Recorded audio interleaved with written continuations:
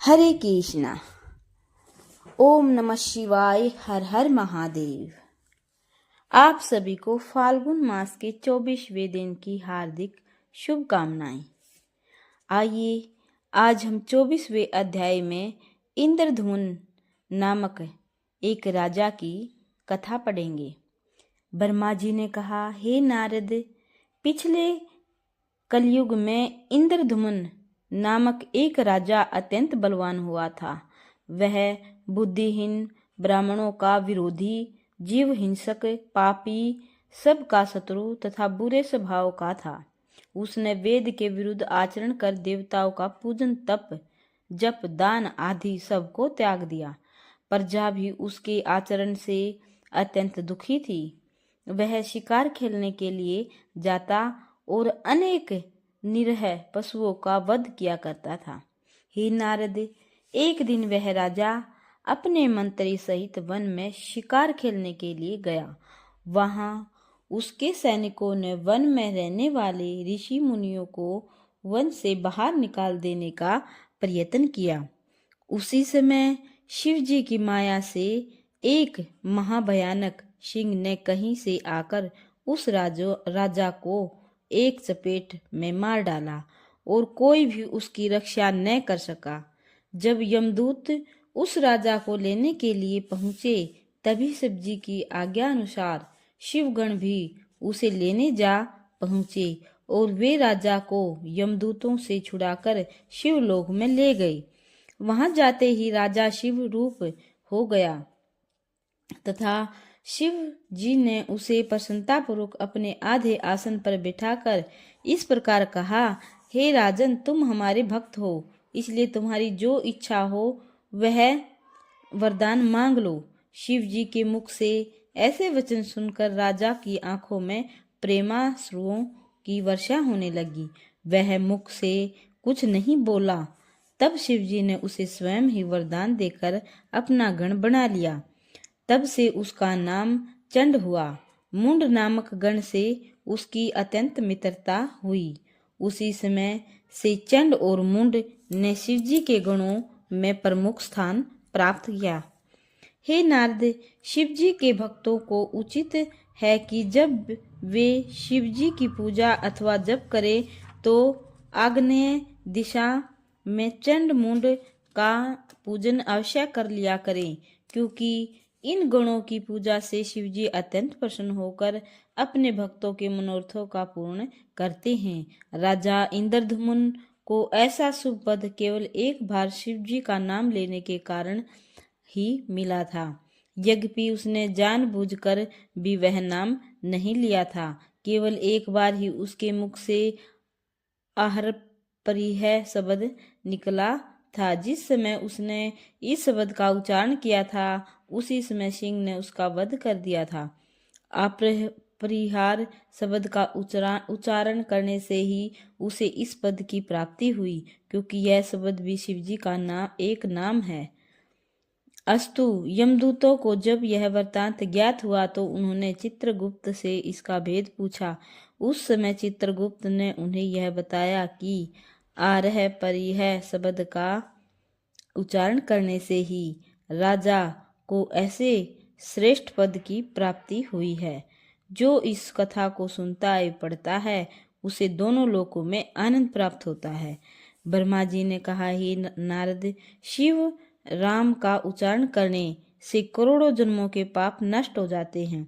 ऐसा कोई भी दोष नहीं है जो शिव नाम का जप करने से नष्ट न हो जाए।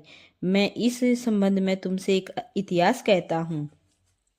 उज्जैनी पुरी में एक महापापी ब्राह्मण रहता था। उसका नाम असमचित था। जब उसने जन्म लिया तो उसके पिता की मृत्यु हो गई और जब वह 5 वर्ष का हुआ तो उसकी माता भी मर गई।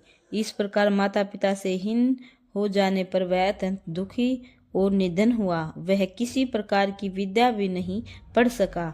जब वह युवा हुआ तो चोरी करना सीखकर परदेश चला गया और वहां अनेक प्रकार के पाप कर्म करने लगा। हे नारद, एक समय वह कुछ अन्य चोरों के साथ माया क्षेत्र में चोरी करने के विचार से जा पहुंचा। जिस समय वह अपने साथियों सहित इधर उधर घूम रहा था, उसी समय उसने यह देखा कि एक स्थान पर कुछ ब्राह्मण बैठे हुए हैं, शिव जी का पूजन व स्तुति करते हुए है। उनकी कथा के पठन पाठन में संलग्न हैं। असमचित ने उन्हें देखकर अपने साथी चोरों से यह कहा कि ये भाइयों, ऐसा मालूम होता है कि यह लोग बहुत धनवान हैं। ये लोग परस्पर धीरे धीरे वार्तालाप कर रहे हैं। इससे भी यही प्रतीत होता है मानो अपने धन के संबंध में कोई मंत्रणा कर रहे हैं। अतः तुम इन लोगों की बातचीत को ध्यानपूर्वक सुनो, तदुपरांत हम उनका धन लूटकर इन्हें मार डालेंगे। हे नारद, यह विचार कर असमचित अपने साथियों सहित शिव भक्तों का रूप धारण कर वस्त्र आदि बदल उन शिव पूजकों के समीप जा पहुंचा और प्रणाम करके उनके समीप बैठ गया। वहां उसने शिव जी का महात्म्य भली भांति श्रवण किया। उस संगति एवं श्रवण के प्रभाव से उसके सभी पाप नष्ट हो गए। तब उसने अत्यंत व्याकुल होकर उन ब्राह्मणों से हाथ जोड़कर यह कहा, ए प्रभु, मैं महापापी हूँ। आप लोग मुझ पर अपना सेवक जानकर भव सागर से पार लगा लीजिए। मैंने करोड़ों पाप किए हैं तथा हजारों ब्राह्मणों को कष्ट पहुंचाया है।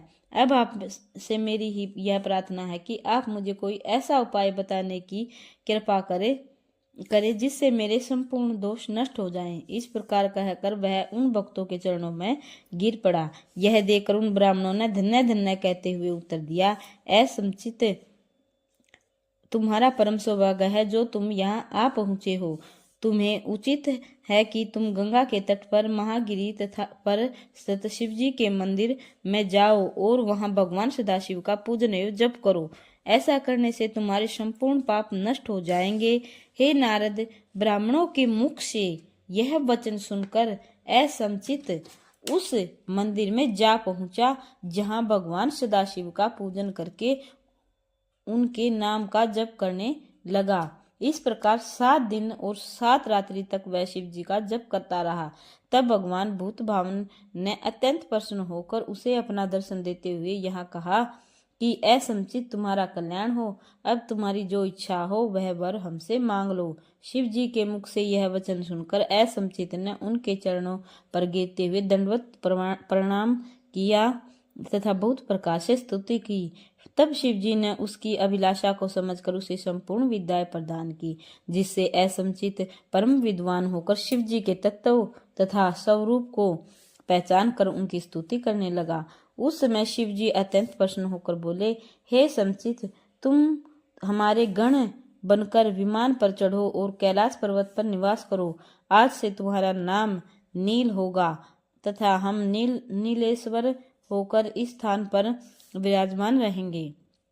यह पर्वत भी नील पर्वत के नाम से संसार में प्रसिद्ध होगा तथा इसका स्मरण करने मात्र से ही सबको सुख मिलेगा। गंगा के तट पर जो कुंड है उसमें स्नान करने से मनुष्य को हमारे स्वरूप की प्राप्ति होगी। यह नील पर्वत तथा नीलेश्वर लिंग सब प्राणियों को अत्यंत आनंद प्रदान करने वाले तथा सब प्रकार के दुखों को दूर करने वाले होंगे। तभी से वह स्थान अत्यंत प्रसिद्ध है।